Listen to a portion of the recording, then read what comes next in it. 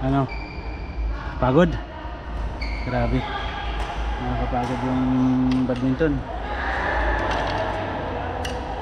So laging ano ha, laging pagka ang response sa'yo ng kalaban mo, pasulbong ang shuttlecock. Huwag mo nang bigyan ng chance, lagi mo nang i-smash, smash. Kapag sumulbong ang shuttlecock, smash ka agad ang balik mo. Huwag mong ibalik ng pasulbong din, kasi kung nasa laro ka na, hindi pa pwede yung maglalaro ka pa. Ang goal mo doon dapat score. Huwag mong yung pumalo ka tapos napunta sa outside, sayang yung palo mo, imbis na ikaw yung mag-score, may score sa kalaban.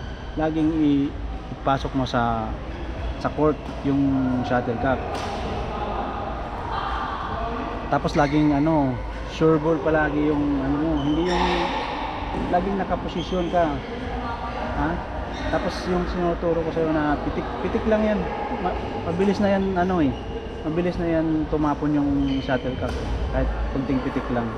Practicein mo lang yun palagi. Pagod ba? Minom ka ng tubig.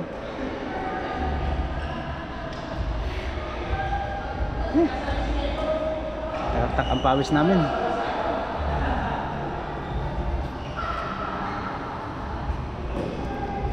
Pagod? Ha? Ano? Sa tingin mo mananalo na tayo? Ha?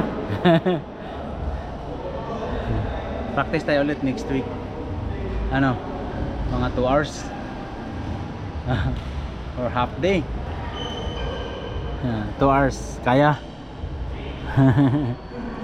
Sige, magbibihis na kami at uwi na kami. Bye bye.